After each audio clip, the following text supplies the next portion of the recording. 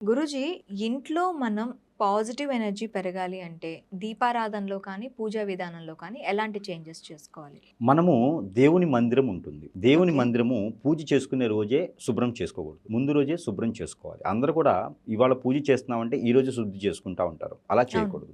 శుక్రవారం, శుక్రవారం పూజ చేసుకునేవారు గురువారం, గురువారం శుద్ధి చేసుకోవాలి. ప్రతినిత్యం పూజ చేసుకునేవారు ఉదయం సమయంలో పూజ చేసుకోవాలి. సాయంత్రం సమయంలో శుద్ధి చేసుకోవాలి. శుద్ధి చేసినటువంటి సమయంలోనే పూజ చేయకూడదు. అది చాలా అనాగరికం. అది చేస్తే ఆర్థికపరమైనటువంటి ఇబ్బందులు, ఆరోగ్యపరమైనటువంటి ఇబ్బందులు, ఇంట్లో చికాకులు ఏర్పడతాయి. అక్కడ అమ్మవారు, స్వామివారి యొక్క షాడోస్ ఉండాల్సింది దెయ్యాలు, భూతాలు ఒక షాడోస్ ఉంటాయి. వాటి యొక్క క్షోభ ఉంటుందన్నమాట. అందుకనే ఓకే. వాటిని ఎప్పుడు కూడా గ్రహించుకోవాల్సిందంటే పూజ చేసుకునే రోజున వాటిని శుద్ధి చేయకూడదు. ఇది ఒకటి గ్రహించుకోవాలి. పెద్దవారు ఇంట్లో కాలం చేసిన వారి ఫోటోలు, దేవుని ఫోటోలు ఒకే దగ్గర పెట్టకూడదు. అలా కూడా ఇంట్లో ప్రశాంతత ఉండదు. నెగిటివిటీ ఎక్కువ ఉంటుంది. అలానే ఇంట్లో పెద్దవారు ఉన్నప్పుడు అరవకూడదు. ఆ పెద్దవారికి చాలా చక్కగా చూసుకోవాలి. ఆకలితో ఎవరు ఉండకూడదు. నైట్ పూట చాలా మంది డైటింగ్ అని చెప్పేసి డైటింగే కదా డేటింగ్ కదా డైటింగ్. డైటింగ్.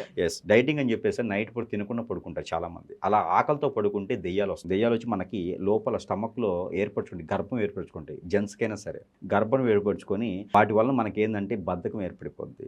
ఎసిడిటీ ఏర్పడిద్ది.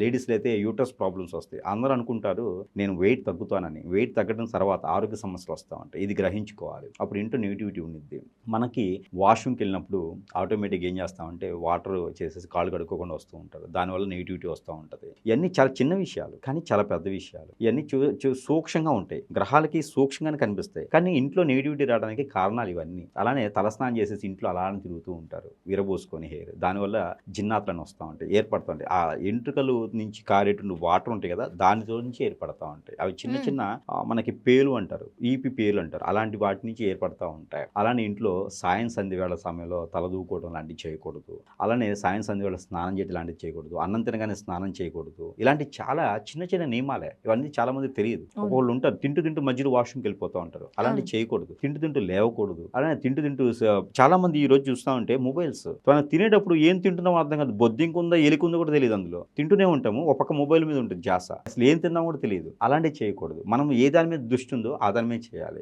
అలా చేస్తేనే మనకి ఎలాంటి నెగటివిటీ రాదు. ఇంకా మన ఇంటి మీద మన మీద కన్నేసి మనం అందరూ ప్రశాంతంగా ఉండకూడదు. చెట్టుకోలు కొట్టుకోలు అవ్వాలని చెప్పేసి ఇంటికి కూడా చేపించే విధానం ఉంటుంది. చేతబడులు, ఇప్పినడజాలు ఇంటికి చేపిస్తా ఉంటారు. అవి గమనించుకుంటూ ఉండాలి.